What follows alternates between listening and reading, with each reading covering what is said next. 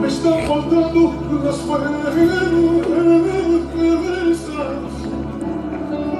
Por favor, ven y ayudar. Está siendo tan difícil para la guitarra. Me permite cantar con la guitarra. Cielo, Jesús. Te adoramos a ti, oh Dios.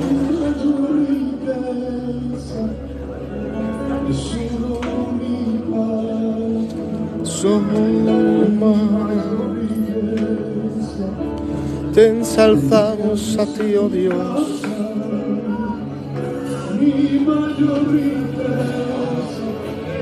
Te ensalzamos a ti, oh Dios.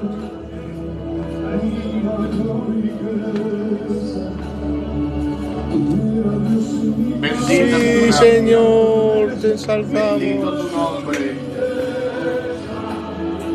Eres nuestra firmeza, nuestra Te seguridad. adoramos a ti, oh Dios. Bendito sea tu nombre. Gloria y honra a Jesús.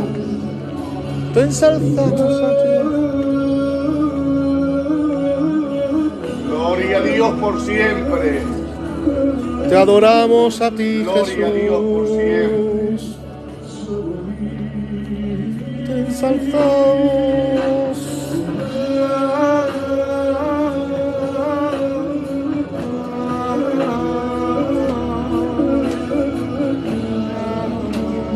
Te adoramos, Señor. Tu nombre, gloria. Bendito sea Nazaret. Te adoramos a ti, Señor. Bendita tu gracia. Te ensalzamos. Bendito sea tu nombre. Lo pago porque Él es real. Si fuera una mentira, hace mucho que diría palabra. Tú eres bueno. Perdóname mi español, no es muy difícil. Tú eres bueno. Imagínate tú cantar y predicar con Dios. Te adoramos, Jesús. Tuya la gloria, la honra y la alabanza. Bendito. Te ensalzamos a ti, Señor. A lo mejor estás así. Ay, Padre mío. En ti encontramos seguridad. No tendremos ningún miedo. No tendremos ningún miedo. Eres nuestra certeza, nuestra seguridad, escondidos en ti, fiel y verdadero. Dios es fiel.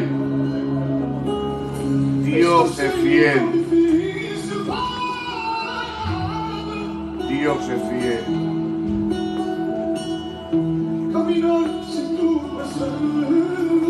Bendito tu nombre. Solo tú eres Dios. Solo tú eres Dios. Solo tú eres Dios. Por favor, ven y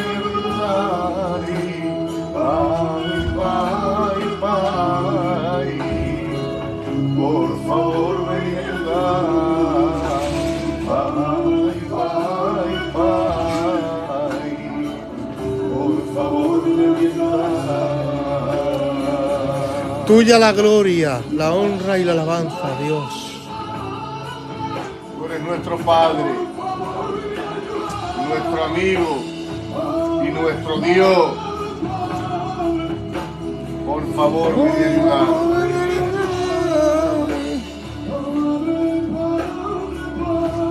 Bendita tu gracia. Eres Dios fiel y verdadero.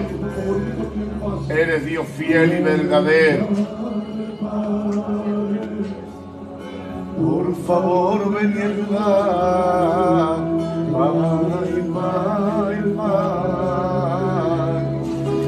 Te adoramos, Jesús.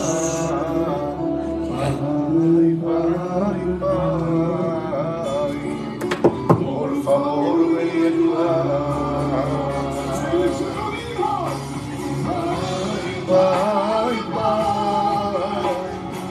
Por favor, ven y ayudar.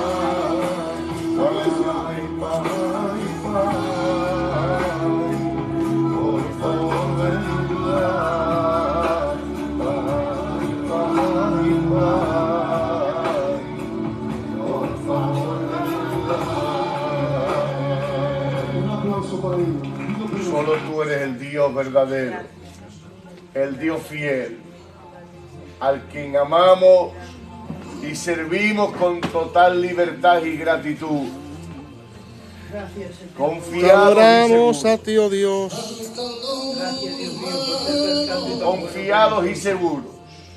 Señor, Padre eterno. Tras de la cruz Gracias, Espíritu. andamos con total seguridad. Al Dios al que servimos lo hacemos con gozo y ánimo pronto. Bendito sea tu nombre. Bendito sea tu nombre.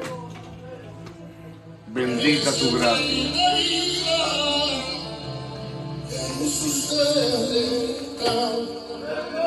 Qué bueno, amén. Tu gloria. Bendita tu gracia. Señor, te pido que hoy... Amén. Te adoramos, Jesús. Que nos alimentes de tu bendita palabra, Dios mío, que es necesaria para nuestros corazones y para nuestra vida cristiana, Dios mío. Sí, Señor, Señor. alimentarme correctamente, Señor. Isaías, dale las dulces cariños. Ya te digo. Luego encima he llegado y encuentro aparcamiento. Pues eso ya es un milagro. Sí, encender esto. Amén. Bendito sea tu nombre. Sí, bien. Bien, pues como todos los lunes, vamos a encender esas luces también de atrás, por favor. Como todos los lunes vamos a dar comienzo a nuestro estudio. Venimos, esta ya sería la cuarta semana consecutiva con la que venimos hablando acerca de soteriología y me agrada mucho el que con este día tan difícil pues nos reunamos este grupo que nos hemos reunido, porque merecéis que os hagan una estatua, de verdad. Con el día que está, merecéis que os hagamos una estatua. Bien, pero como la enseñanza y el discipulado no depende, como casi todo en la vida, nada depende de las emociones, y si viene gente lo hacemos con más entusiasmo, si viene menos gente lo hacemos con menos entusiasmo. La enseñanza de la Escritura, el estudio de la palabra, tiene que ser insaciable, incansable, escrupuloso y disciplinado. Porque si esperamos enseñar con más ahínco cuando hay más gente, no merecemos ni tan siquiera enseñar. La enseñanza, como la oración, como cualquier cosa que queramos alcanzar, requiere de disciplina, de entrega, de sacrificio y de regularidad. Independientemente de que si se hace con menos ganas, con más ganas, si tienes un auditorio más amplio o menos amplio. Considero, como os dije al principio, que la enseñanza es algo innegociable, no es opcional, es algo innegociable. Los cultos se nos llenan los días que celebramos culto diario, y es lastimoso de que cuando toca la enseñanza de la doctrina pues haya menos afluencia de personal. Pero esto no nos va a hacer desistir ni nos va a hacer desanimarnos, porque yo con el grupo que nos juntamos aquí toda la semana, que son ustedes fieles, me conformo, ¿vale? Bien, estuvimos hablando la última semana, lo dejamos, estuvimos hablando de redención, reconciliación, y estuvimos usando una serie de textos que nos enseñaban que la reconciliación era el acto de volver el hombre hacia Dios, no de Dios hacia el hombre, porque Dios siempre ha estado de cara o intentando salvar al hombre. No es Cristo quien tiene que reconciliar al Padre con el hombre, sino que es Cristo reconciliando al hombre con el Padre. Pusimos un ejemplo y decíamos que la deuda que el hombre había contraído en la cabeza, como cabeza federal, Adán, y por ende a toda la raza humana, había contraído una deuda que era insalvable. A la justicia de Dios se le tenía que pagar porque el hombre había infringido la ley y Dios no podía tener relación ninguna con el pecado.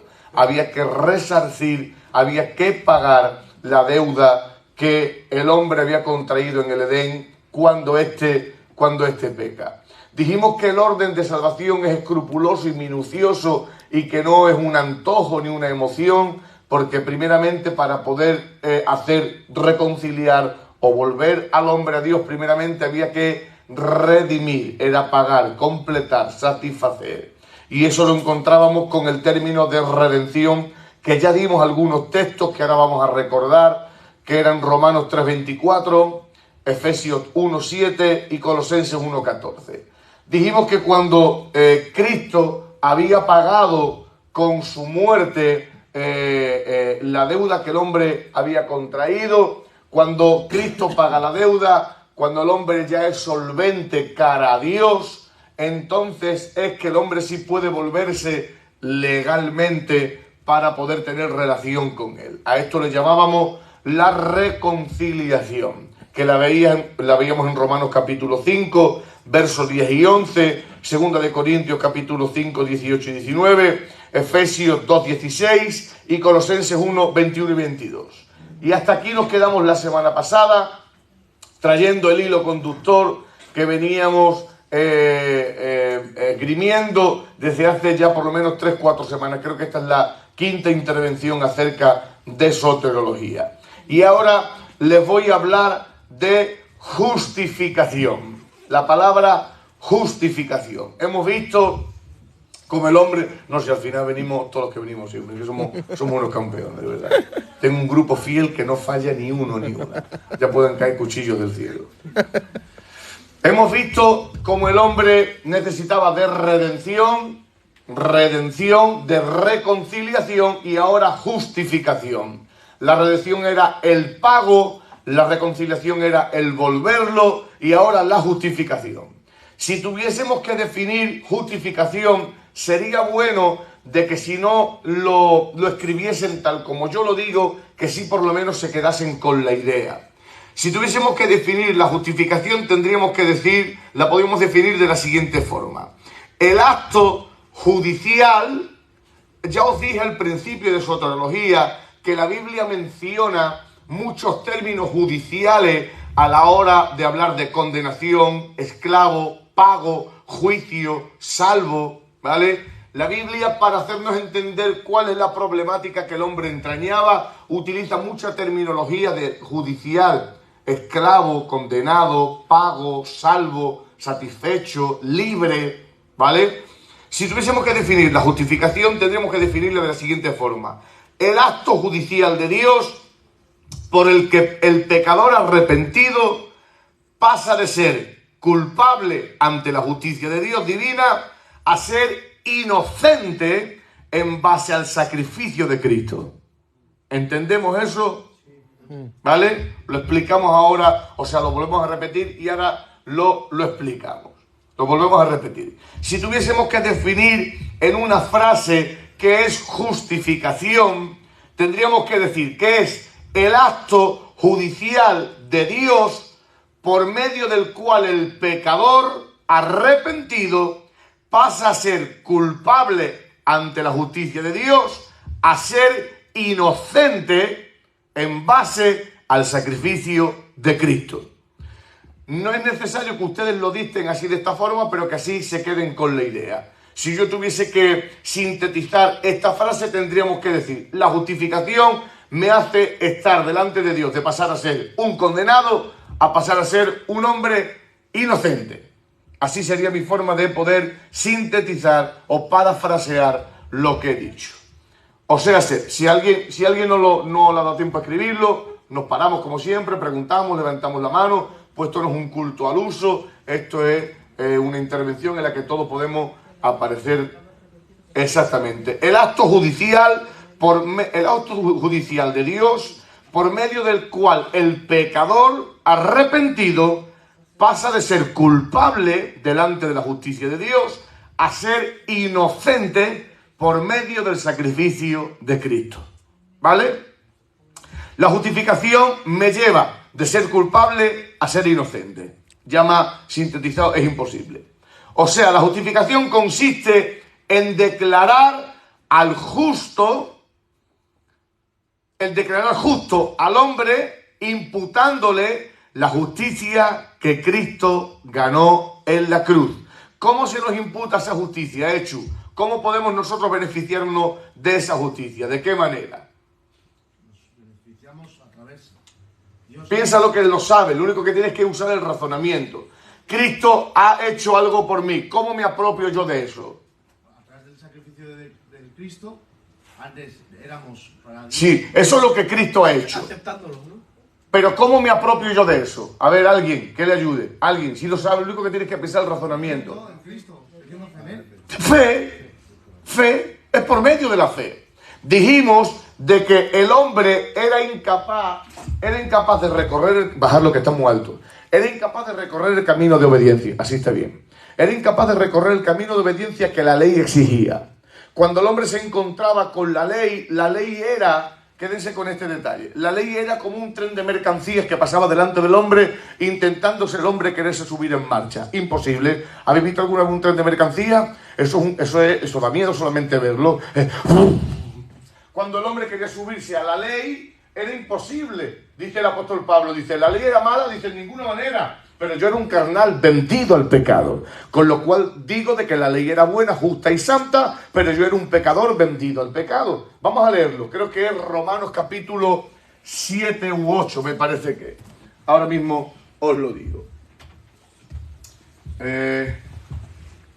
Para que entendamos la forma en la que el dulce apóstol expresa la imposibilidad que el hombre tenía acerca de poder cumplir la ley. Eso es, Romanos capítulo 7, verso a partir del verso 9.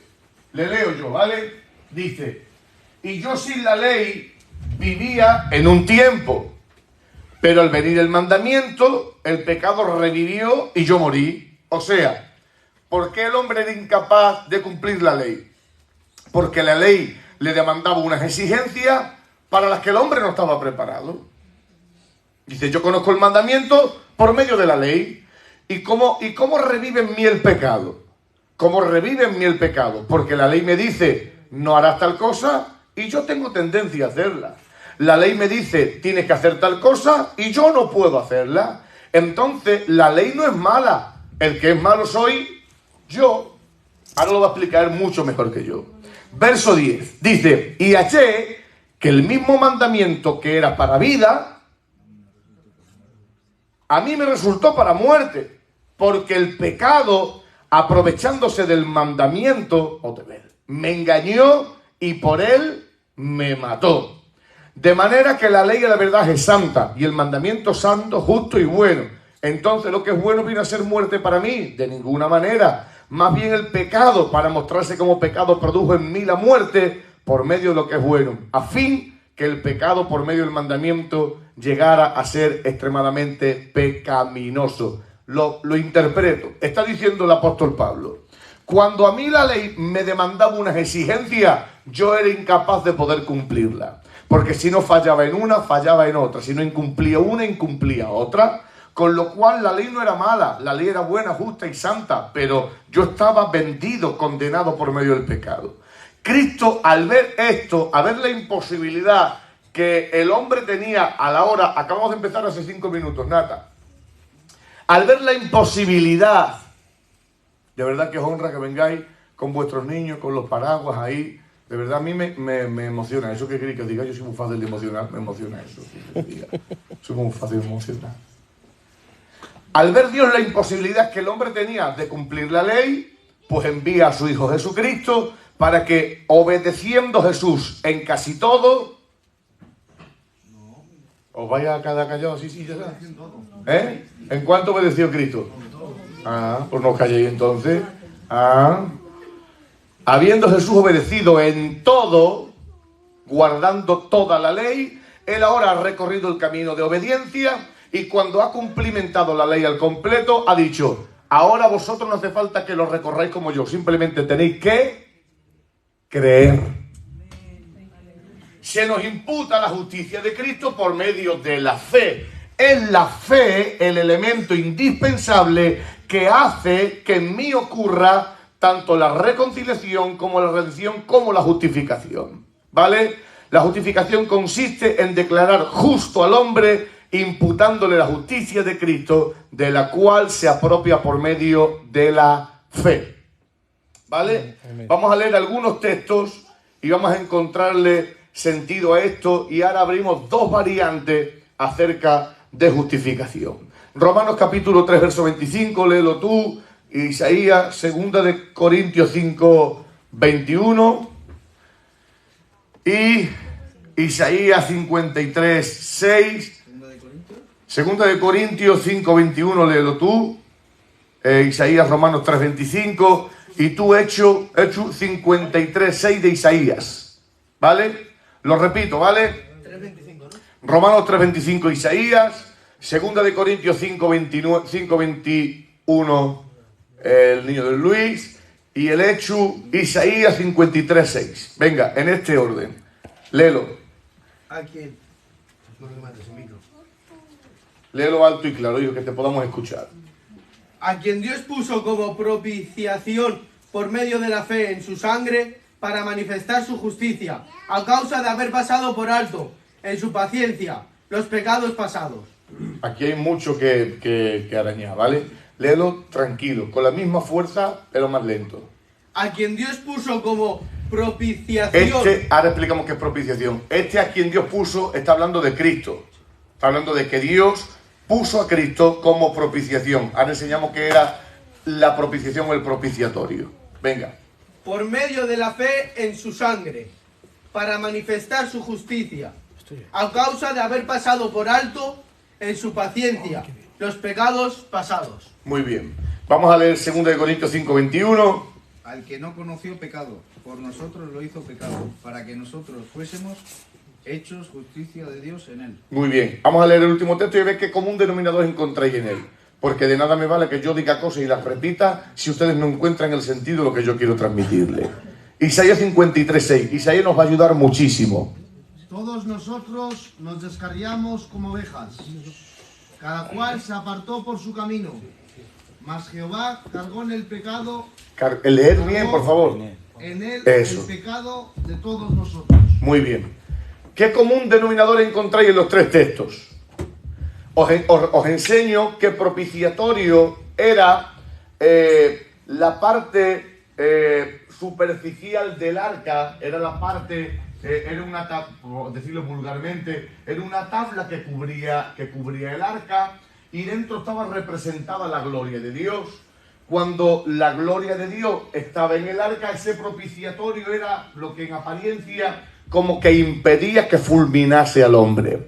Cuando el propiciatorio que representa a Cristo se vertía la sangre, estaba intentándonos explicar el Señor que el intermediario, sobre quien recaía la culpa de una forma ritual, de una forma ceremonial, sobre quien recaía la culpa era sobre el propiciatorio, que estaba representando a Cristo.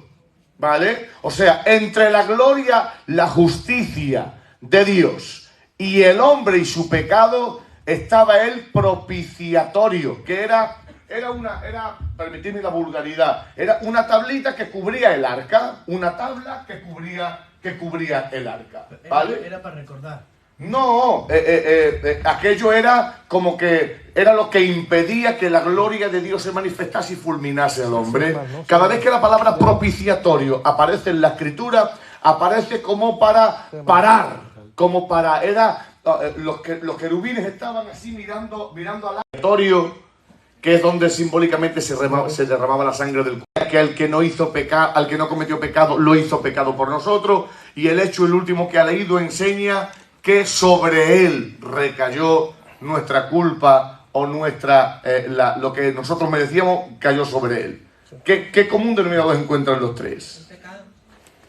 Bien, el pecado, o más bien sobre quien recayó la deuda que nosotros teníamos, ¿vale? Los tres nos enseñan que nosotros éramos incapaces, Isaías lo expresa también muy bien, los tres expresan que nosotros éramos incapaces de cargar con ese peso y fue Jesús quien tuvo que cargar con ese peso. Entonces, como os dije los otros días, todos los elementos que guardan la relación de salvación, todos guardan una estrecha relación. Os dije el otro día de que perdón no era exención de culpa. Perdón no es exención de culpa, sino que lo que tú merecías lo hizo Dios recaer sobre su propio Hijo. Dios no perdona al pecador diciéndole, bueno, va, te perdono porque yo soy Dios y no hay nadie que me diga que lo estoy haciendo mal. No. Dios perdona al pecador haciendo lo siguiente, que lo que tú no podías pagar, lo paga Él por ti. Eso es justificación. Eso es justificación. Para que ahora, miren, lo vamos a entender de esta forma mucho más amplificada. Miren, Dios podía hacer dos cosas con el pecador. Una, exigir el castigo que el pecador merece, haciendo recaer sobre el pecador la ira. O dos, no tener en cuenta al pecador y hacer caer la culpabilidad sobre otra persona que se presentase.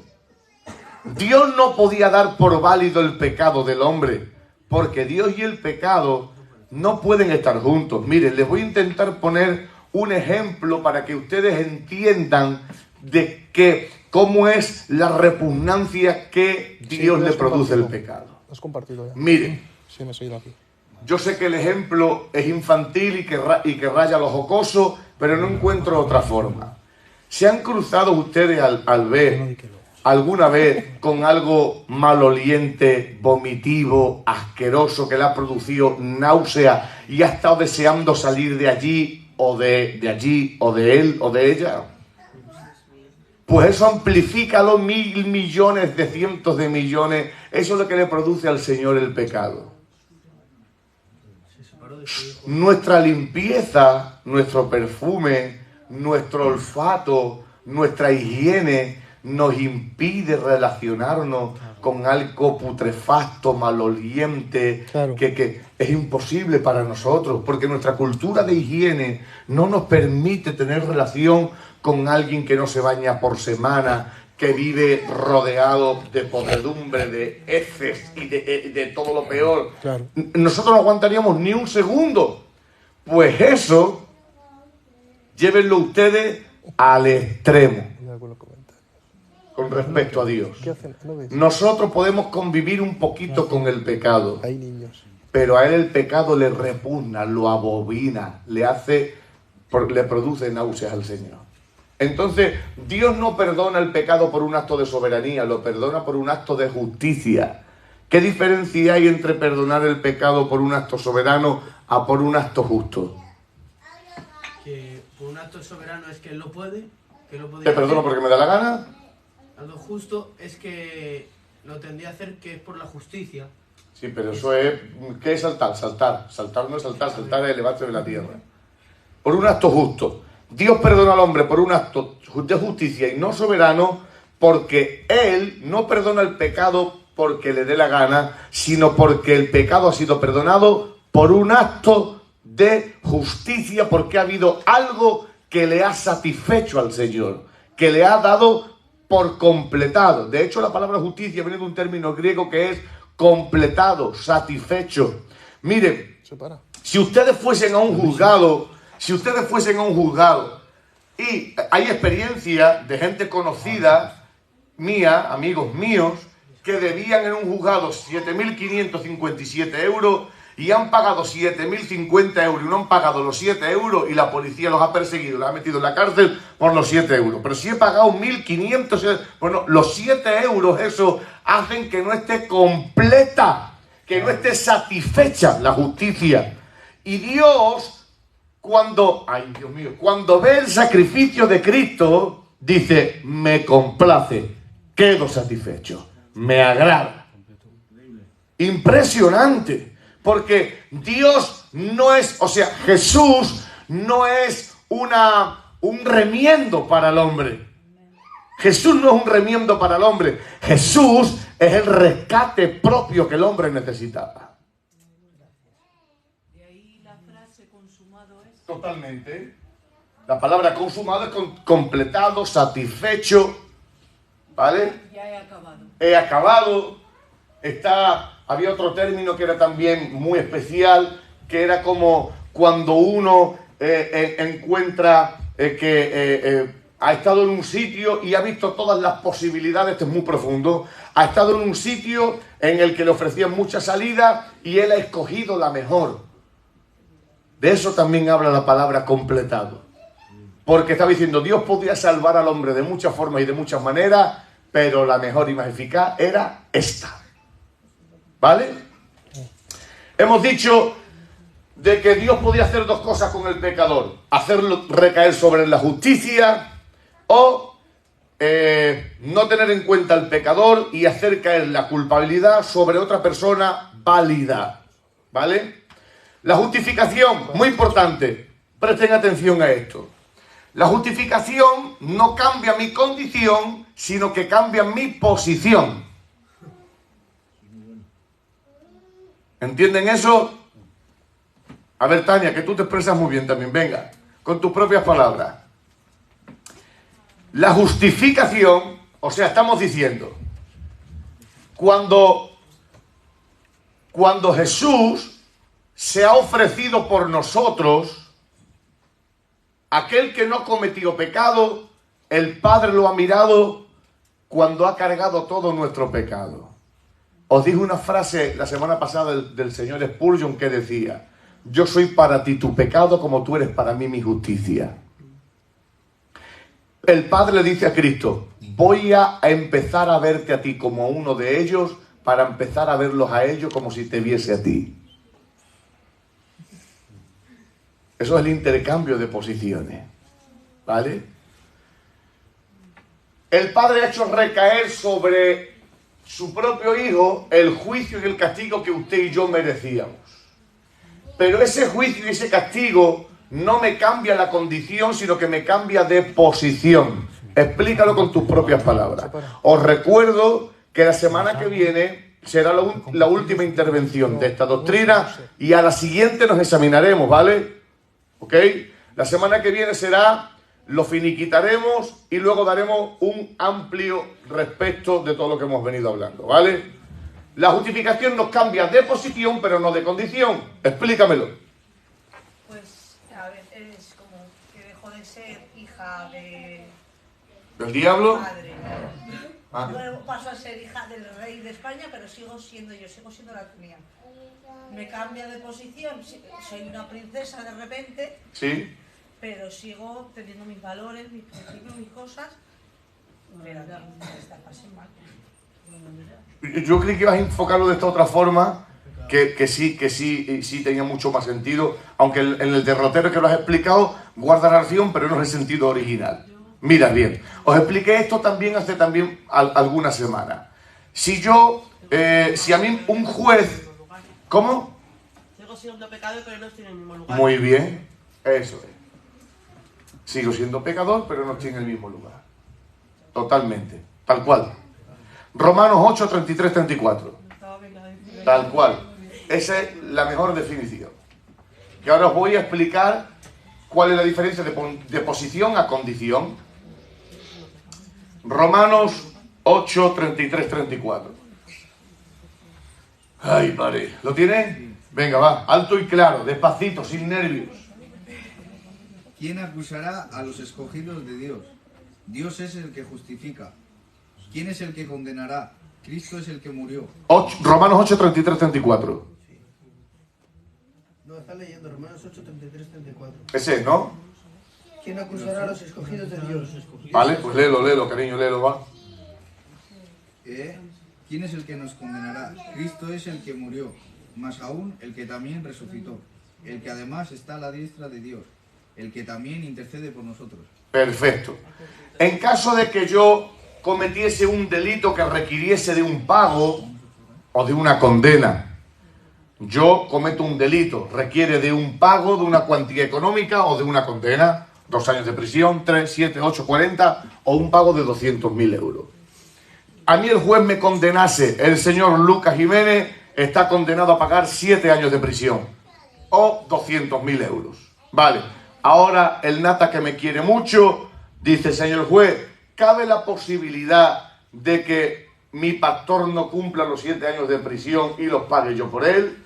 El juez dice: pues vale, pues muy bien, pues paga tú los 7 años de prisión y él queda exento de pagarlo. Eso sería cambiar mi posición. ¿Verdad, Natalia, que yo no molesta? Pero cuando yo saliese del juzgado, al no cambiar mi condición, sigo siendo un asesino, un asaltante, un ladrón. Me han cambiado de posición, pero no de condición. Con lo cual, la justificación precisa de algo. ¿Para qué? ¿Para qué? Puse también un ejemplo y dije: un pecador menos sus pecados no es un cristiano. Un pecador menos sus pecados más la nueva naturaleza sí es un cristiano. ¿Entendéis eso? Él paga mi culpa y él entra en prisión por mí, pero yo salgo de juzgado y en cuanto que vea la forma de delinquir, lo voy a volver otra vez a hacer, porque han cambiado mi posición, pero no han cambiado mi condición. ¿Cómo solventa esto Dios? ¿De qué manera solventa esto Dios? Miren, la justificación tiene 2 aspectos, que ahora son estas 2 vertientes que vamos a abrir. La justificación tiene 2 aspectos. Una, el perdón de nuestros pecados al descargarnos de nuestra culpabilidad. ¿Vale? Que esa es la primera opción que hemos visto por medio del ejemplo. El perdón de nuestros pecados al descargarnos de nuestra culpabilidad. Romanos 5, 18, 19. Esto es impresionante, de verdad. Así yo logro explicar esto bien. Romanos 5, 18, 19. Ahora van a leer las mujeres. Y Gálatas 2, 17. Sí. La justificación tiene 2 aspectos, 2 vertientes, ¿vale? Que son necesarios y que se interrelacionen, porque una sin la otra no tiene sentido. Dale el micro a las mujeres. La primera es que el perdón de nuestros pecados al descargarnos de nuestra culpabilidad. ¿Vale? El perdón de nuestros pecados al descargarnos de nuestra culpabilidad. Romanos 5, 18 al 19 y Gálatas 2, 17. Venga, de las mujeres que tengan Romanos 5, 18 y 19, que lo lea. Así que, como la transgresión de uno vino la condenación a todos los hombres, de la misma manera, por la justicia de uno vino a todos los hombres la justificación de vida. Porque así como por la desobediencia de un hombre los muchos fueron constituidos pecadores, así también por la obediencia de uno los muchos serán constituidos justos. Muy bien. Está diciendo, así como por un hombre todos fuimos culpabilizados, también por un hombre todos hemos sido eximidos de esa culpa. Este es el primer aspecto de la justificación. El primer aspecto de la justificación es el perdón de nuestros pecados al ser descargados de nuestra culpabilidad. Adán nos imputa pecado, Cristo nos imputa justicia.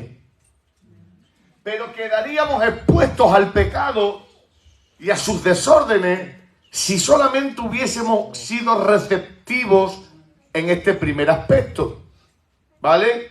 Quedaríamos expuestos todavía ante la vulnerabilidad de nosotros hacia el pecado si solamente Cristo hubiese dado esa solución primaria, ¿vale? Pero ahora la justificación tiene un doble aspecto, una doble vertiente, que es la imputación de la justicia de Dios por Cristo. Vamos a ver cómo esto se amplifica y de qué manera puede alcanzarnos un poco más allá. Romanos 5 del 1 al 2. Romanos 5 del 1 al 2. Justificados, pues, por la fe, tenemos paz para con Dios por medio de nuestro Señor Jesucristo, por medio de quien también hemos obtenido acceso por la fe a esta gracia en la cual estamos firmes y nos gloriamos en la esperanza de la gloria de Dios. Muy bien. Si se dan cuenta, este texto está llamando a voces a otro elemento que hay que hacer aparecer en esta intervención de una forma necesaria. Si solamente, como he dicho, nos ofreciesen la justificación del justo pago de nuestra deuda, si ya nos dijesen, usted ya no es culpable, porque la culpa la ha pagado él, usted ya no es culpable. Pero ahora irremediablemente tiene que aparecer otro elemento que va de la mano de este. ¿Cuál es el elemento que va de la mano de este? Si ustedes se dan cuenta, lo hemos traído de una forma cronológica. Es, primero, ¿quién se acuerda? Lo primero que ocurre en el impío. ¿Qué es lo primero que ocurre? La palabra.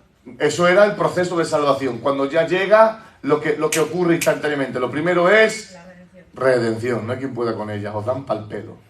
Primero redención. Luego es... Muy bien. Lo tercero es... Y ahora lo cuarto es... santificación. Sin la santificación, que ahora vamos a ver qué es lo que es, se nos hace imposible vencer al pecado. Seríamos gente sin culpa, pero gente sin medios para poder vencer al pecado. Seríamos no culpables, pero seguiríamos vulnerables. ¿Lo entendéis? Este es no solamente el cambio de posición, sino el cambio de condición. ¿Vale?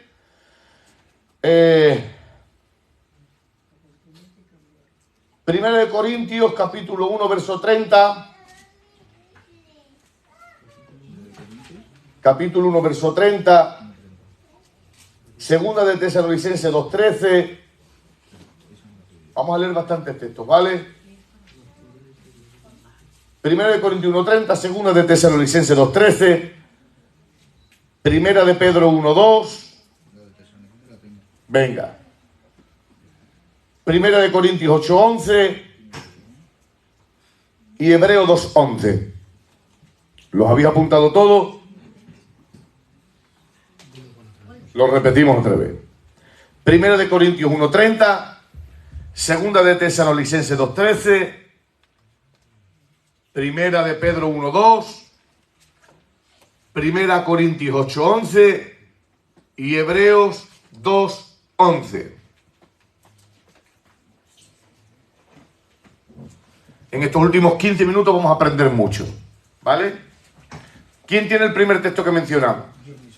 ¿Le tiene? Pues venga, léelo. Alto, claro y despacito, sin prisa. 1:30, ¿no? Sí. Mas por él estáis vosotros en Cristo. Es alto y despacito, sí. 1 Corintios 1:30.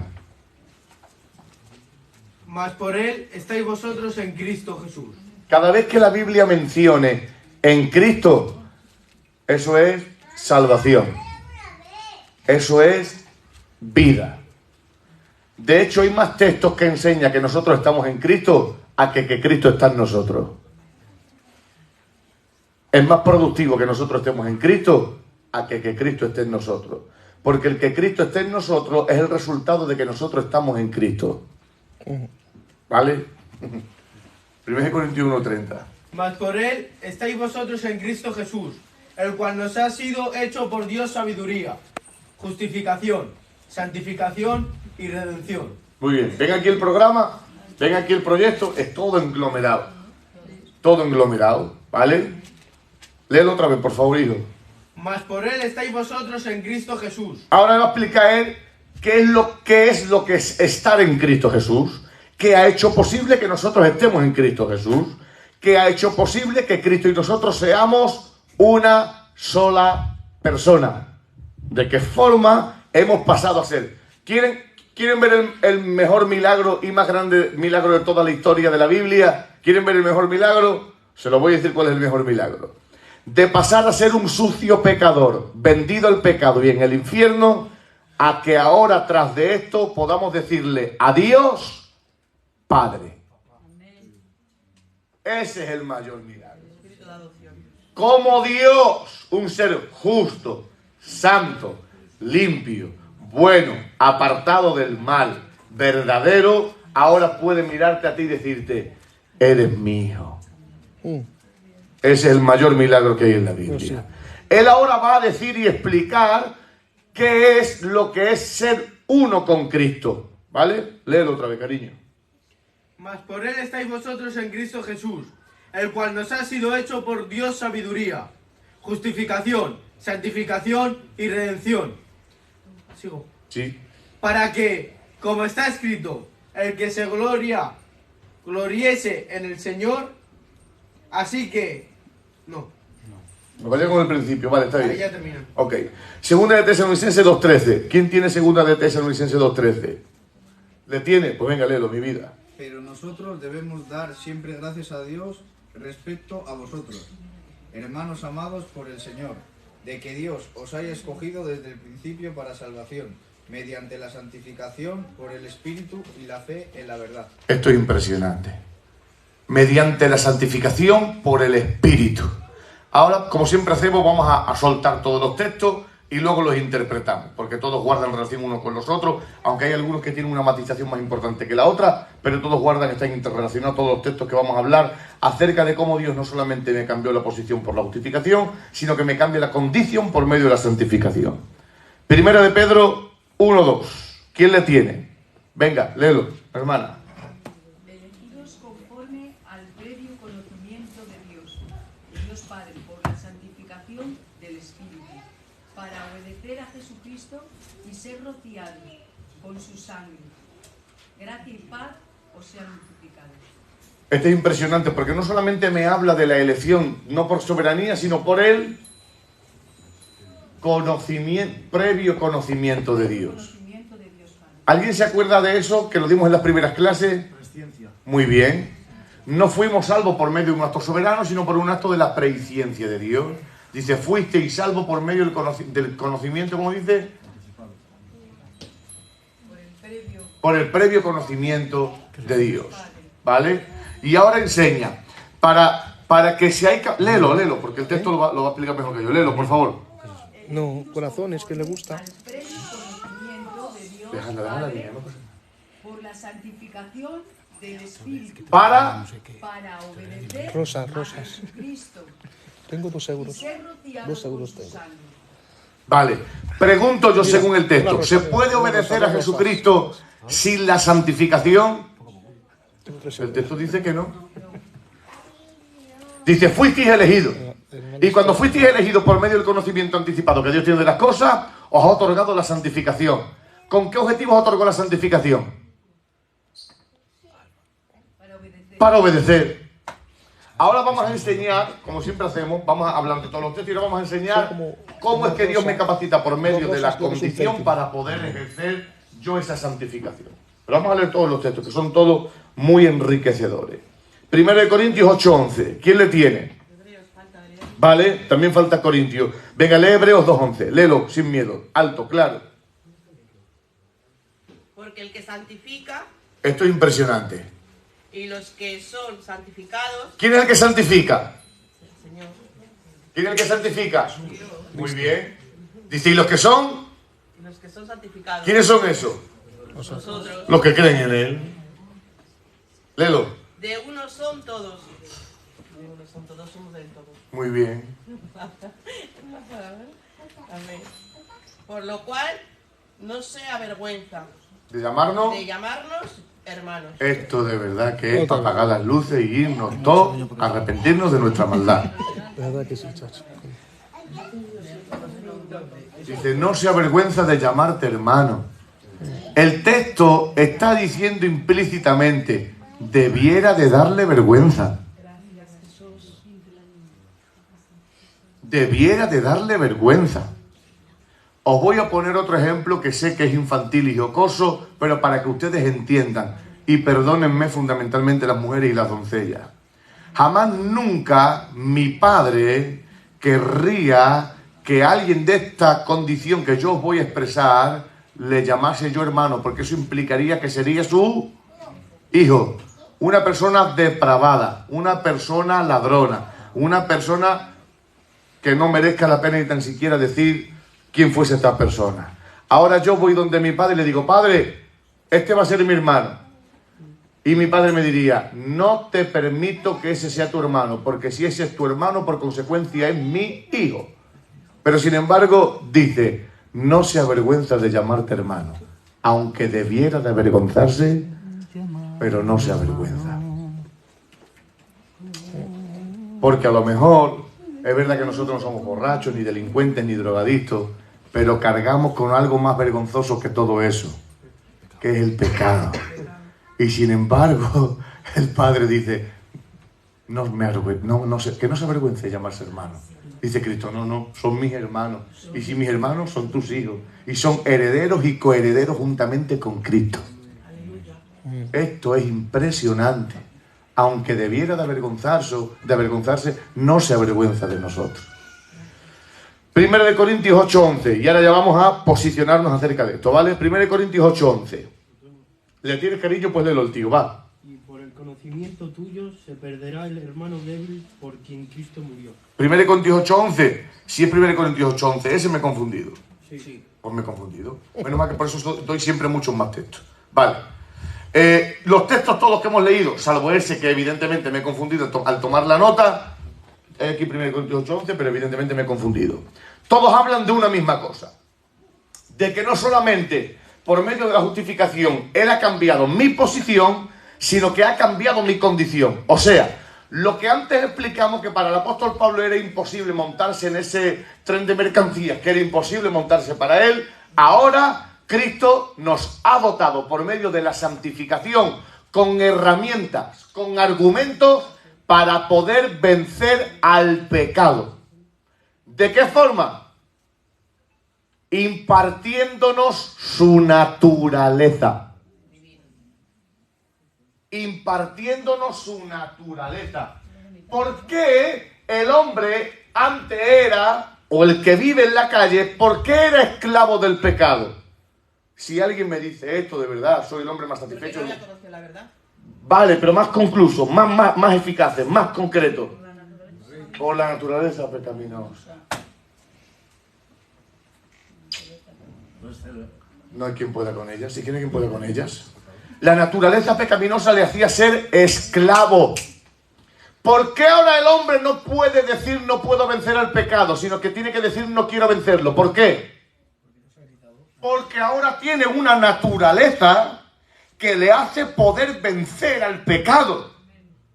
De hecho, todos los creyentes tienen dos naturalezas, que es la naturaleza caída de Adán, por la que antes éramos esclavos, porque un esclavo no hace lo que quiere, sino lo que le dejan, pero ahora ha llegado Cristo, ha pagado nuestra deuda, nos ha reconciliado con el Padre, nos ha justificado y nos ha impartido su naturaleza. ¿Ya no pecamos? No, sí pecamos, solo que ya no somos dominados por el pecado. Claro, tenemos el poder.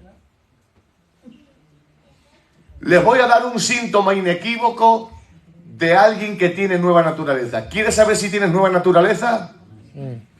Te voy a enseñar si tienes nueva naturaleza o no. Si usted siente deseo de querer vencer al pecado, si usted cuando peca se le remueven las entrañas, si su intención es cada día no practicar aquello que le aleja de Dios, usted tiene nueva naturaleza. Amén. Así es. Ahora el pecador se regocija pecando, se regocija estafando, se enorgullece de cosas que para nosotros es abominación. Pero nosotros no pecamos, claro que pecamos, porque quien no peca hace a Dios mentiroso. Pero la diferencia que había antes es que antes el pecado nos dominaba, y decimos, que no lo hago más, que no lo voy a hacer. Voy a orar, voy a leer, voy a estudiar, voy a rendirme, voy a ayunar, y no lo hago, no lo voy a hacer. Eso que en usted se despierta, ¿sabe quién lo hace? El dulce espíritu, que toma de la nueva naturaleza para poderte decir, mira, chaval, que puedes, va, que puedes. Eso es la impartición de su naturaleza. ¿Vale? Segunda de Pedro, capítulo 1, verso 14. No hay quien pueda con vosotros, de verdad. Segunda de Pedro 1, 14. ¿Quién le tiene? Quien lo tenga que lo lea, por favor. Ah, vale, pero antes quería usted hablar, dígame, sí.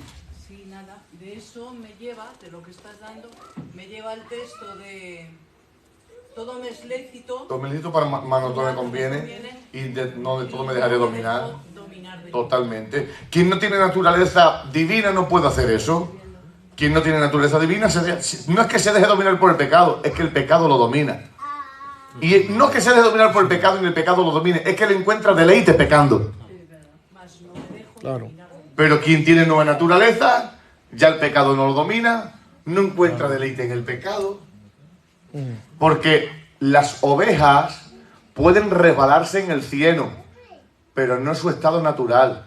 Sin embargo, los cerdos, por mucho que haya gente que los instigue, que les castigue, que les discipline, en cuanto que vea barro, allí va el cerdo a encenagarse.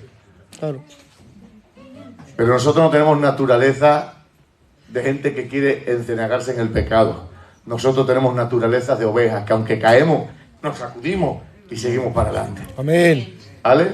Segunda de Pedro 1:14, va. Sabiendo que en breve debo de abandonar el cuerpo como nuestro Señor Jesucristo me ha declarado. No, pues me niego a decir que lo... A ver si es primero de Pedro. Primera de Pedro 2:14. ¿No has impartido su naturaleza divina o algo así? 1:14, ¿no? A ver, ¿qué dice? Hijos oyentes, no os conforméis a los deseos que antes tenéis estando en vuestra ignorancia. No, pero este lo tengo yo enfocado en mi Biblia. Dame la Biblia. Este yo sé dónde se encuentra. Hay textos que los tengo en esta Biblia que me acompaña hace más de 20 años, los tengo, sé dónde están, qué parte están, y qué hojas están y en qué altura están. Y sé a qué texto me estoy refiriendo. Hoy es un culto. Bueno, es un culto. Hoy es una reunión de estudio que tenemos los lunes con el pastor Lucas. Ah, no es 14, es 4. Primera. No es un culto normal, Sí, sino segundo es de Pedro una... 1:4. Dice así, le leo yo. Discipulado. Por medio de estas cosas nos ha dado preciosas y grandísimas promesas, para que por medio de ellas lleguéis a ser participantes de la naturaleza divina. Vamos a leer el 3, que es donde viene el argumento. Dice, todas las cosas que pertenecen a la vida y a la piedad nos han sido dadas por su divino poder, mediante el conocimiento de aquel que nos llamó por su propia gloria y excelencia. Aunque no lo crean, está hablando del sacrificio de Cristo. Aunque no lo puedan ver, está hablando de la obra redentora de Cristo. Mediante el conocimiento de aquel que nos llamó por su gloria y excelencia. Por medio de estas cosas, o sea, del conocimiento de su gloria y excelencia, por medio de estas cosas nos ha dado preciosas y grandísimas promesas, para que por ellas lleguéis a ser participantes de la naturaleza divina, habiendo huido. El recibir la naturaleza divina tiene como consecuencia esto. Dice, habiendo huido de la corrupción que hay en el mundo a causa de las pasiones.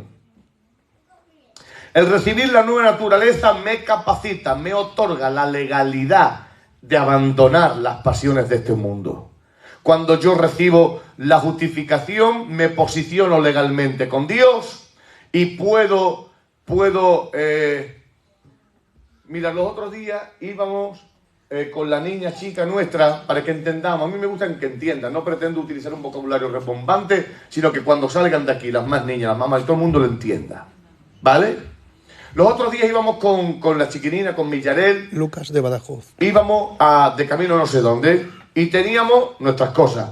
La sillita vacía y la niña sentada malamente fuera de la silla. Vemos la policía, nos da miedo. Inmediatamente la pastora, ¿qué hace? La pone en su sillita, se nos quita el miedo. Claro.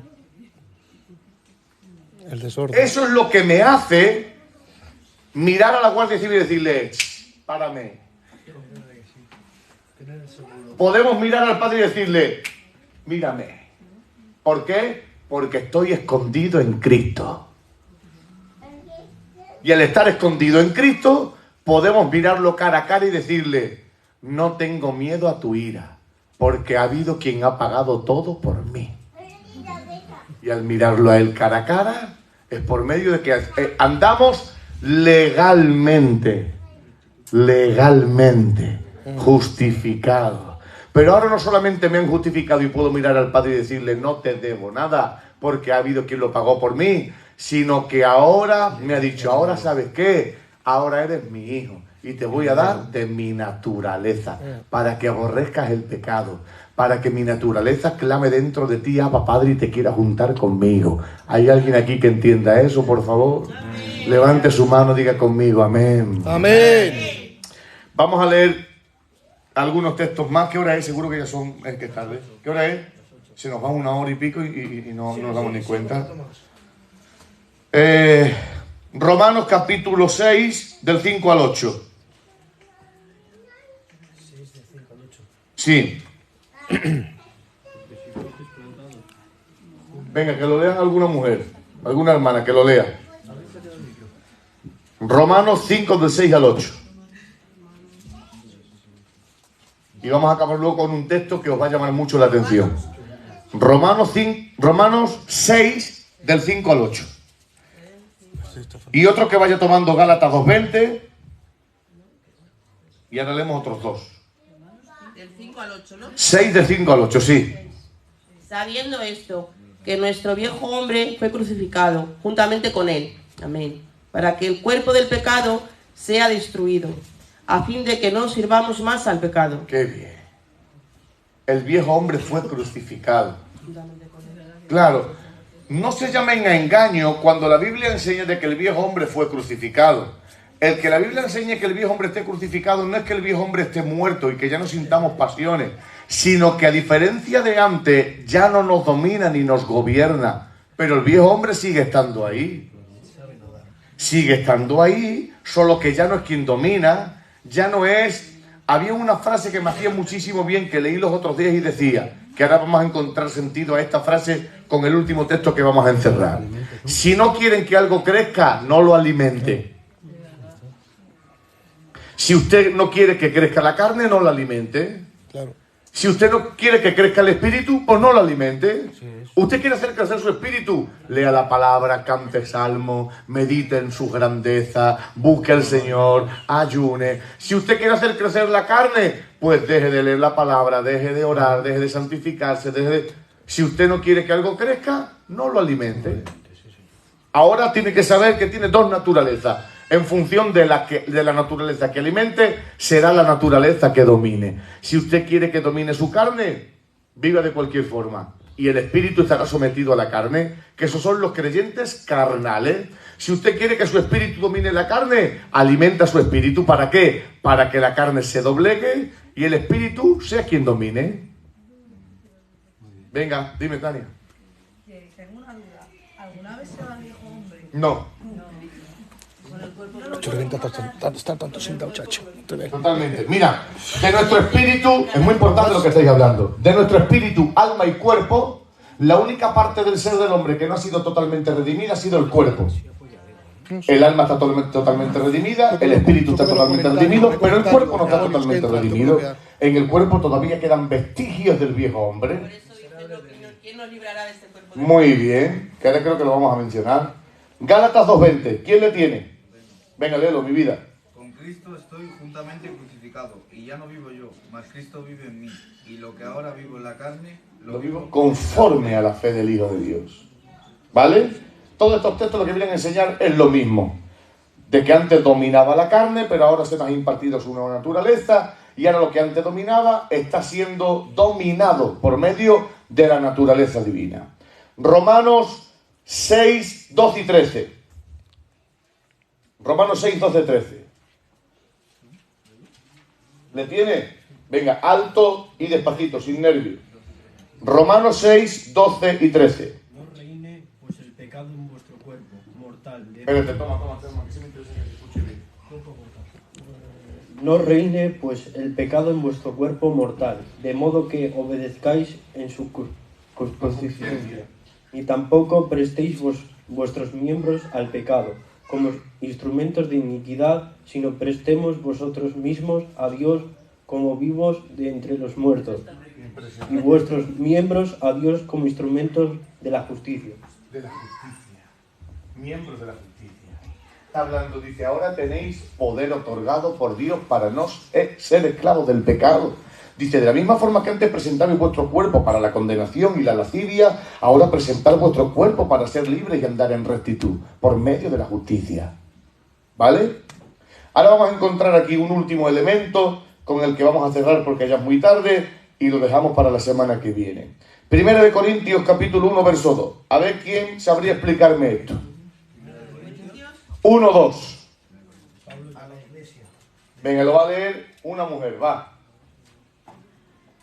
Primera de Corintios 1, 2. A la iglesia de Dios que está en Corinto, a los santificados en Cristo Jesús y llamados a ser santos, con todos los que en todo lugar invocan el nombre de nuestro Señor Jesucristo, Señor de ellos y nuestro. Muy bien. ¿Alguien puede decirme cuál es la paradoja que encierra este texto? Leen otra vez la primera parte del texto nada más. A la iglesia de Dios que está en Corinto, a los santificados en Cristo Jesús, llamados a ser santos. ¿Qué paradoja hay aquí? ¿Qué ocurre aquí que no entendemos? Muy bien. Ahora aquí abrimos un nuevo elemento que lo vamos a dejar para la semana que viene. Existen dos tipos de santificaciones. Dos tipos. Una es la santificación posicional, que es la impartición de su nueva naturaleza, y la santificación progresiva. La encontramos ahí. Dice, llamados por la santificación, no, hemos sido hechos hijos de Dios por la santificación y llamados a ser santos. La primera es la santificación posicional y la segunda es la santificación progresiva. ¿Por qué se me demanda santificación progresiva? Porque por medio de la santificación progresiva, yo es que puedo vencer al pecado, puedo dominar mi carácter, puedo hacer que la imagen de Cristo se perfeccione en mí. A medida que la mía se va deteriorando, la imagen de Cristo se va formando por medio de la santificación progresiva, mediante la santificación posicional. Porque sin santificación posicional, que es la impartición de la nueva naturaleza, es imposible andar en santidad. Pedirle a un pecador que sea santo es como pedirle a alguien que se mude el Atlántico en un barco de papel. Las mismas posibilidades tiene. Las mismas posibilidades tiene. De que alguien cruce el Atlántico en un barco de papel, pedirle a un pecador que sea santo. Las mismas probabilidades tiene. Un pecador no puede ejercer santidad si no es por medio de la impartición de la nueva naturaleza o de la santificación posicional. Al yo obtener la santificación posicional, no puedo quedarme en la mera santificación posicional, porque el hecho de recibir la santificación posicional no me hace santo. ¿Qué me hace santo? Andar en santidad. ¿Qué me hace alcanzar promesas, triunfos y éxitos? Andar en santidad. Por eso al creyente se le pide de que alimente la nueva naturaleza que ha adquirido y que de alguna forma haga pasar hambre al viejo hombre que está viciado a la carne. Cuando nosotros no alimentamos lo carnal decrece, y cuando alimentamos lo espiritual crece. Por eso dice, habéis sido hechos hijos de Dios por la santificación, para que seáis santos. Una es la santificación posicional y la otra es la santificación progresiva. Hasta ahora hemos dado redención, reconciliación, justificación, santificación. Semana que viene cerraremos santificación para hablar de adopción y morada. Y con esos dos elementos cerraremos esta doctrina para la semana siguiente examinarnos de soteriología. ¿Vale? ¿Alguna pregunta, alguna duda al poder ser del tema? ¿Alguna cuestión que quieran que abordemos? De lo último que has dicho, ¿habéis sido hijos de Dios por la santificación? ¿Lo has dicho? Sí. Vale, yo tengo una pregunta que a mí me dijeron que no todos somos hijos de Dios, sino creación. A las 7 de la tarde. También aquí has dicho, habéis sido hijos de Dios. O sea, ¿todos somos hijos de Dios o somos creación? Todos somos creación de Dios. Pero no todos somos hijos. Escucha, todos somos creación de Dios, pero todos llegan a ser hijos por medio de la aceptación del sacrificio. Pero, ¿y si no lo aceptan? Si no lo aceptan, son creación de Dios. Entonces no son hijos. Jesús, estamos como José Mota, dice sí, no, no, sí, sí, no, sí. Hemos entrado en bucle. Somos todos creación de Dios. los inconversos y los conversos. Pero el converso pasa a ser de creación a hijo de Dios cuando recibe el sacrificio de Cristo. Miércoles, viernes, ¿Vale? sábado y domingo, a las 7 de la Pero tarde. redención, reconciliación, justificación, santificación, adopción y morada. ¿Vale? ¿Alguna pregunta, alguna cuestión, alguna duda? A ver, una pregunta. ¿Y esos cristianos que no andan en santificación, que pasan años y siguen siendo igual, eso qué les pasa? Bien, ahí hay dos probabilidades. Dos probabilidades. Una pregunta que viene muy al tema y que es digna de mencionar. Dos probabilidades. No todo el que vino e hizo la confesión se fue para atrás con el Espíritu Santo, y hemos bautizado a mucha gente creyendo que había, y no, O sea, que no ha recibido la impactación. para nada. O sea, ven aquí, Isaías, cariño mío. Yo siempre, cada vez que hago una confesión, siempre me escucharán decir lo mismo, siempre, siempre. No repitas lo que digo, cree lo que digo. Porque si solo repite lo que digo, se va para atrás igual de pecador que vino. Pero si él cree cuando yo le digo, recibo la sangre de Cristo, tú eres mi Señor, regálame tu espíritu, me arrepiento de mi pecado. La Biblia dice que si hay no solo una confesión de boca, sino una creencia ciega con el corazón, siéntate mi vida, entonces este chaval vino siendo un reo pecador y se fue para atrás siendo un hijo de Dios.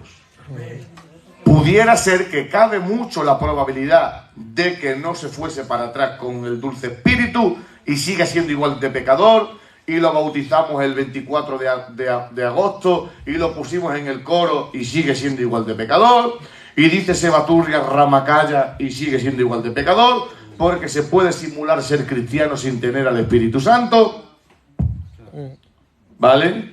Repites, como decías antes, al hacer la confesión, dices que Claro, repitas. de hecho hay gente que está entre nosotros que no son de nosotros, ¿vale? Puede ser esa, o también la Biblia da otra opción, una persona que haya venido, haya recibido el Espíritu, pero tal como recibió el Espíritu no ha hecho caso de su vida espiritual, y tiene el Espíritu Santo, pero como dice el apóstol Pablo, tiene apagado, contristado, entristecido, y andan que no son lo suficiente mundanos para decirle que son unos incrédulos, pero tampoco son lo suficiente cristianos para llamarlos hombres espirituales. Están de una forma en un sitio en el que ni disfrutan del mundo ni disfrutan de Dios. ¿Tienen al Espíritu? Sí, pero no lo practican.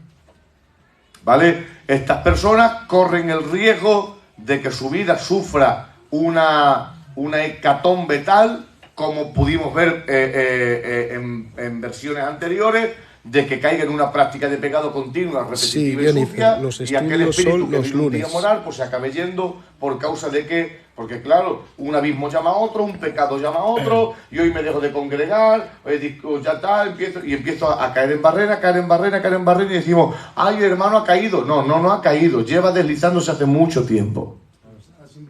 Exactamente. Entonces, ¿se puede tener el espíritu y tenerlo contristado? Sí. ¿Se puede tener el espíritu y tenerlo apagado? Sí. ¿Vale? Esa es la respuesta a la pregunta de que hay muchos cristianos que no dominan la parte espiritual en él, sino la parte carnal. ¿Alguna otra pregunta? ¿Alguna otra cosa? Yo tengo una que no es de esto, pero ya llevo hasta un mes pensando. Pues luego me la comparte, ¿vale? Vamos a intentar, por favor, que las preguntas sean todas en torno a esto, si no, no generamos una perspectiva seria.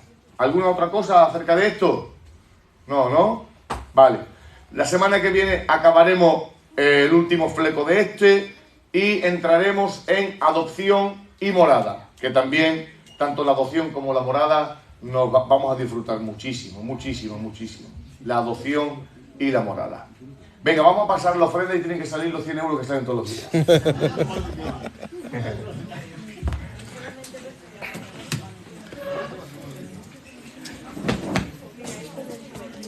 Tu presencia es nuestro hogar. Tu presencia es nuestro hogar. Vale, mi vida. Sí, señor, toma. Lleva echado un urico. Dame luego cambio, dame 8 pavos. Andrés, más quemado. Toda la Andrés, gloria es más para quemado, ti. Andrés. Hoy es un culto de estudios, ¿verdad, pastor? Hoy es un culto de estudios. Curso de discipulado. De Venimos discipulado. enseñando.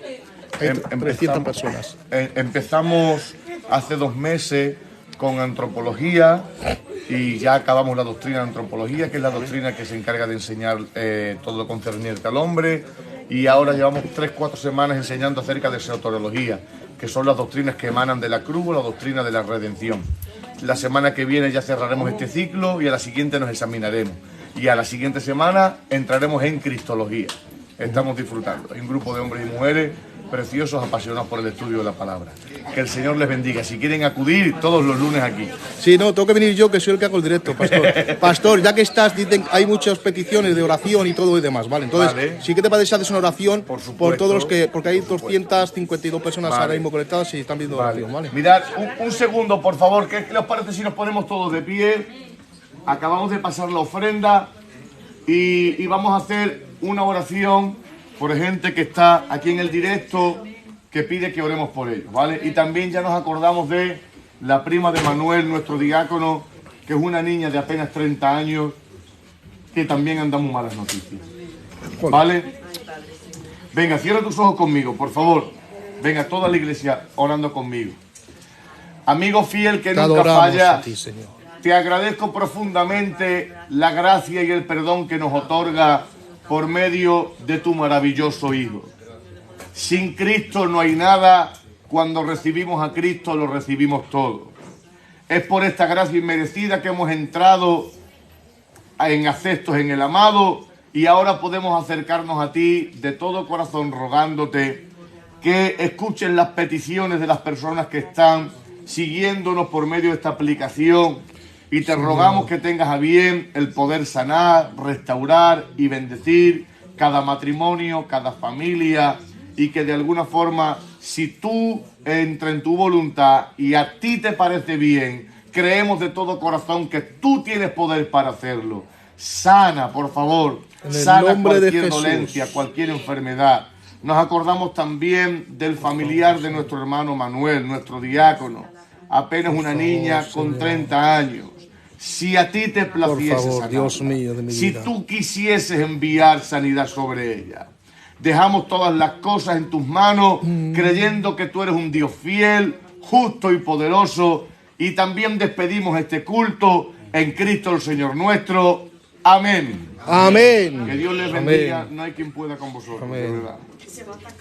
Amén. Bueno, porque Dios os bendiga y el miércoles tendremos nuestro culto oficial. Amén.